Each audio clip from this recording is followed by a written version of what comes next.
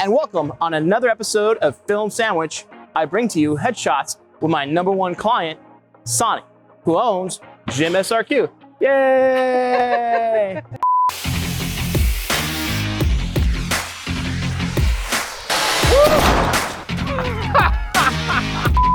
Keep your eyes closed. Don't look at the sun with your eyes open. Because there's no right way or wrong way. There's just my way, which is the right way. Isn't that right? Okay, we're here at Gym SRQ. We're about ready to get going and set up to do some headshots. Now, I did headshots earlier in the year on the channel, but this is 2.0. So everything I didn't teach you then, I'll teach you now. And for this particular item, we actually have a new assistant who's already talking to somebody else and not assisting. See him over there? Yeah, that's Andrew. So we're gonna show Andrew how to set all this up and show you what I do with a new assistant. Andrew! Time to set up. Open this up.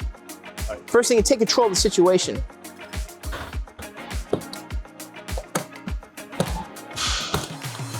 I'm a big trial by fire guy. I try to just like throw people into stuff and see what actually happens. So you're almost there. All right, cool. So hand me a couple umbrellas. There we go, 2 umbrellas. And then hand me a strobe. And then remember, that's about where we're gonna shoot. This is gonna go down there. So hand me a strobe. So that's a cord. So this is a teachable moment. So this is my strobe box. And as you see, I have 4 heads here. Einstein, I got long extension cords. I got battery backup and a charger for this. And these are great. These are grids, come in handy. Umbrella. And then this is an Einstein, which I like to use a lot. For the money, you really can't beat them. I'll get a shot of that. For the money, you really just can't beat an Einstein. So we're gonna go ahead and start setting up for the headshots. And this kit has lived this way for like 10 plus years. So, I mean, it's basically one strobe kit, everything I need. It's got transmitters in here, power, scissors, some extra bulb, extra doodads. And it's served me well for, like I said, over 10 years, and it's gonna serve me again today. If it doesn't fit in the case, then it's a whole nother kind of production. All right, let's get started. And then put the old light bulb on. There you go. And then we're gonna get a transmitter for this and the umbrella. Let me show you how the umbrella goes. It's really quick. So here's the trick when you do an umbrella on the light. Basically, and you can be learning too, Andrew. All right, so the umbrella softens the light. So the first way is you can shoot through it like this, a little more harsher. The second way is reverse it and have it reflect. Now here's the secret. There's a strobe. You see the strobe looking this way? You need to bring the umbrella in line with the strobe so that this light that's emulating hits the strobe. You see how it goes like that? So just like this. So if you did this, this would be wrong because then this light is missing the umbrella. So you need to bring it down so that's inside here. Now this is good. All right, so I use Einstein strobes, the Paul C. Buff Corporation, and they have these transmitters. And they're cool, but they're not cool because they have these exposed pins that are easily bent. But they work, right? I mean, it's not pro photo, but for the money, like I said, you can't beat them. So we're gonna just make sure we got our strobes up. And they also have a photo slave too, where if this one goes off, it will see the flash and go off too. But if you have radio triggers, use them because it's a bit more reliable from there. All right, we're gonna keep on getting set up. All right, you see I'm missing a little cover for that teachable moment. So that is the halogen modeling light, and then around it is the strobe. So the halogen modeling light is supposed to see so you get an idea what it looks like. But honestly, if you're using strobes, probably too bright anyways. They only really work in a studio environment when you put the modeling light on, and don't touch it because the oil from your fingers can actually make these actually blow up sooner than usual. All right, so we got a radio trigger, got my slave, put that in my pocket, run some more power, get an umbrella. I like these cords here. They're basically rated for 10 amps. These only pull like 7 amps because they're thinner. So you get a lot more power cord, than like a really thick, heavy computer cord. And this is gonna be my hair light. So I'm gonna put this in there. And look, it's pro'd up because I'm Oopsies. That's how you know it's Mark's gear and not Ron's gear. There you go. So now here's my headlight, my hair light. I raise it up. Make sure that this is over this leg here. And through modern physics, you're balanced. Pretty stable, pretty crazy. So might as well lower this a little bit. There you go. So now I feel like we got. So today, the good old 10-year camera. It's a Canon Mark III, made 10 years ago, that still works today. There's a couple of things missing from it, like that, a little pro'd up. But hey, man. Oh, and it looks like my lens cover. There you go. Thank you, lens hood, because I don't even use lens. Is there a lens cap on that? See that? You don't need lens cap. Lens cap's for sissies. There we go. All right. So this is going in here like so. So because I took copious notes, no I didn't. I looked at that, I realized I can make key light right here is actually on the other side. So I'm gonna flip that now. All right. We have to tell people where to stand, and we're gonna create a T mark out of this tape. If I can have a better way of unpeeling it. What's the reason for the tape mark? The reason for the tape mark is twofold. A, it keeps people exactly where you want them, and it also gives a reference point for camera exposure as well. So it does like two things. And of course, you could be a better tape person than just leave tape randomly around. So now I'm gonna take paper tape, make my first top of the T, and then make a long part of T. This is the long part of T. It's probably a little too long. So now, this is why they call it a T mark. Ta-da! Because it looks like a T. The letter T. All right. So I know I'm gonna want to be right about here. And we'll put about here. Key light's over here. So I always like to key to the key light, the person. So we're gonna put it just like this. Right here. Whee! And then, so basically, talent stands on a T mark like this. A foot on either side toe. Body a little bit turned towards my key light, and then I'm gonna shoot right down the hatch tunnel. And then I'm gonna get my light meter it up, set my hair light, and we'll be good to go. So my hair light needs to be set. There's my hair light. The wonky doodle stand. Lock that in. Ta-da! There we go. And now, we gotta turn everything on. Whee! That's on. That's on. And I probably want to shoot 100 at f4. Survey says, ooh, f4. Kind of almost where I want to be. I'm going to be 4.5 is where I want to be. I can either go by ISO and then match that on my camera, or I can just leave it at 100 ISO. Come over here to my strobe and push up a couple of clicks here. Dump the power. Whee! Stand by here. Meter this light here. Push the button, test. Up. Up. 4.5, 4.4. Okay, that's where I want to be. Now this guy, hair light, 11. I'm way off. That's why I use light meters. Because, well, it's actually kind of high, but we'll go ahead and lower this down a little bit. And then I do have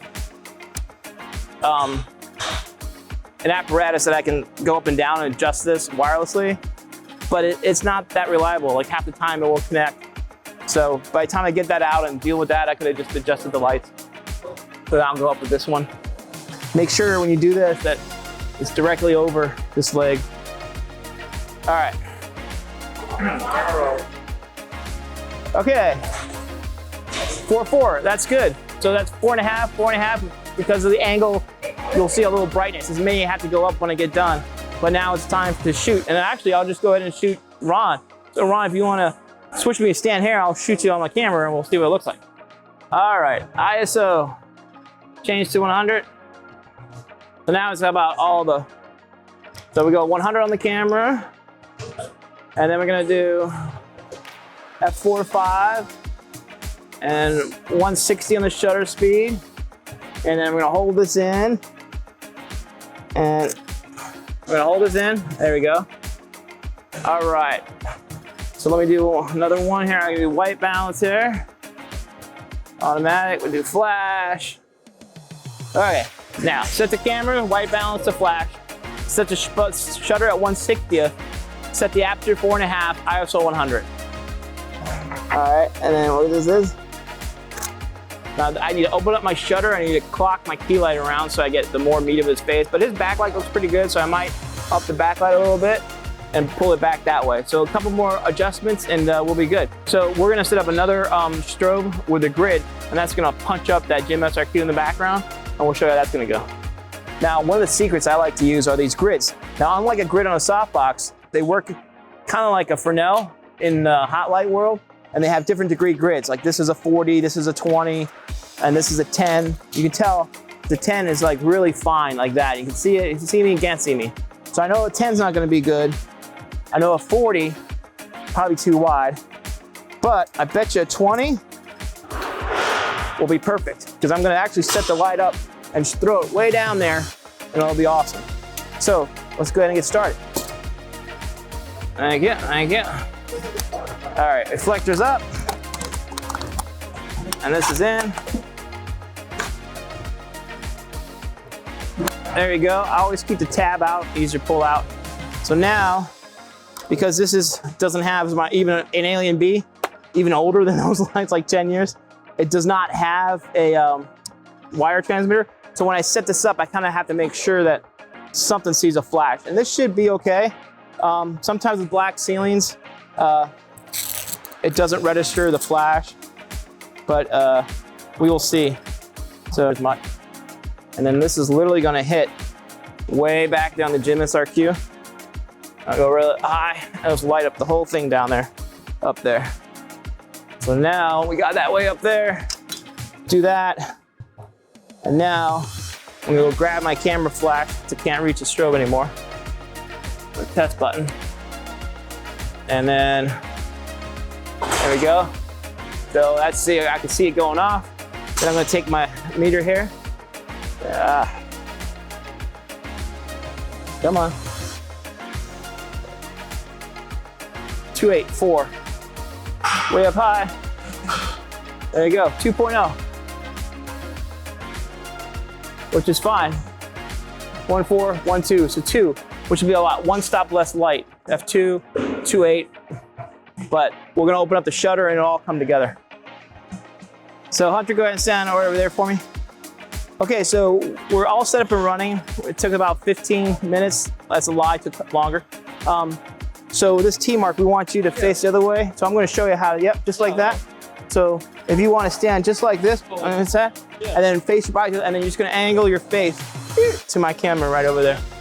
All right, looking good, looking good. All right, so now we're going ahead, got a new battery in the camera. I should go a little bit taller because he's taller than me. So I will raise this up a little bit. There we go. And now, looking good, a little smile. No flash, so we're gonna hold that back. Flash, looking good. So now, I'm kind of liking what I'm seeing. I'm gonna come around here a little bit, and I'm just gonna work this light off a little bit more in the corner. And then you see that right there. Yeah, well, I'm gonna actually be tighter. All right, let me just come like this way a little bit more, like this. Let me come with this strobe. I'm just kind of come back a little bit, like that, right over. And I'm actually gonna raise him up a little bit. Be careful you don't hit your client in the head. 1, 2, 3. So a third of a stop is what I did there. Come back over here. Tighten that up, make sure it all looks good. Keep the wiggling to a minimum. Okay. Come back over here. And then I want to complete him, so I'm actually take a little step this way. Look at one, it will go like 1 inch this way. Perfect. There you go. Now we're good. Big smile. This is it. Good. Nice. Nice. Nice. Good. Nice. Tilt the head a little bit for me. This way. Tilt up. Tilt this way. Yep. There you go. And chin up a little bit. Good. And now I'm taking your nose and going this way with it. Keep coming towards me. That's it right there. Nice. Nice. All set. Nice clean photo. I'll crop the top down a little bit. Good trainer photo, go right on the wall. I'll come in and crop that little guy out. It's perfect. So now that you're set with one, everybody else will be right there too. So next, you're gonna stand on the T mark right there. There you go. Yep, just, yeah, done this before. All right, you're gonna be looking at this guy over here. All right, you and me, this one over here. Oh, that guy. All right, I'm gonna lower the camera down. You always wanna keep the eye line going. And then big smile here. And I'm gonna come clock around a little bit, get a little closer, a little bit. Fill the frame up a little bit. All right. Good, all right. Big smile, 1, 2, and 3, and again, big smile. So that's what it was before. I went ahead and moved the light back, got a little bit less, and I realized it's never really gonna go away. So I turned it off, and now we got up to this. And then I said, you know what? Let's up the exposure a little bit. And then we got this right here. So it might be a little hot, but that's workable. And now we don't have a distraction on the hot light on his head. So you're always gonna be adjusted for each individual. There you go.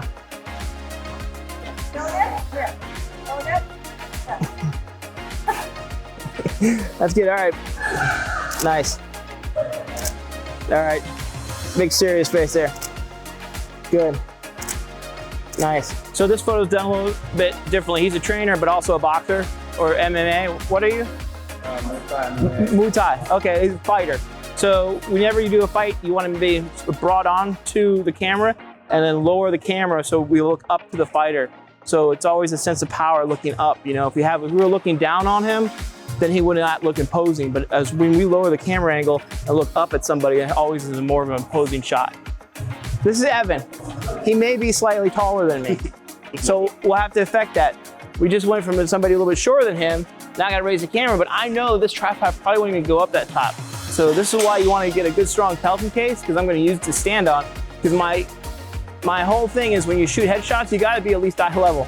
We're not even close, eye level. But I also realize I'm running a shutter speed that's kind of slow. So I have to put that in the back of my head, because if I handheld, it might be blurry in the background. So because I don't have rear curtain sync, which I'll explain on a later episode about first curtain and rear curtain sync. And if anybody knows what that is, tell me in the comments. All right, let's make this work. Okay, big guy on big case. Whoa! Now he doesn't look so tall no more. So now, and we'll go ahead and turn this guy around. And now it's really at the top of my thing here, so you gotta really kind of be cognate of your shutter speed. And now I'm starting to get the strobe. Oh, he looks great already. That looks amazing.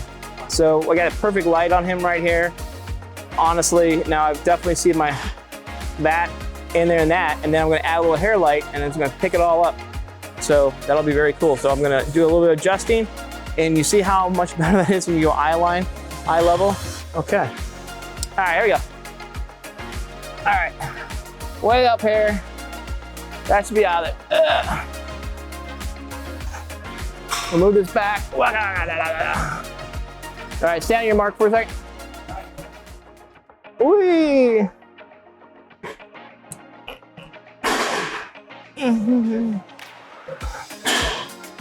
Look right here at me. And I need to come this way a little bit. And, looking great. So apparently my Canon Mark III is getting a little tired after 10 years, not firing on every flash. All right, good, nice. One more, big smile. One more, there you go. All set. All right, so we have that light on the background, GMSRQ logo. We have my hair light with the wonky donk Rocky Mountain leg kicked out. We have my key light here with the umbrella, my old Canon Mark III over there. And it all came together with the nice head, with a nice T mark for a great portrait session. And now these trainers will be added to the wall. In a few more months, I'll come back and do it again. And you think I would take notes, which you should, but I'm pretty free flow when it comes to that. Well, that wraps up another episode of Film Sandwich. Be sure to hit the notification button in the upper right corner. And if you like this stuff, is it not upper right corner? Is it not? All right, well, you know what to do. Till next time.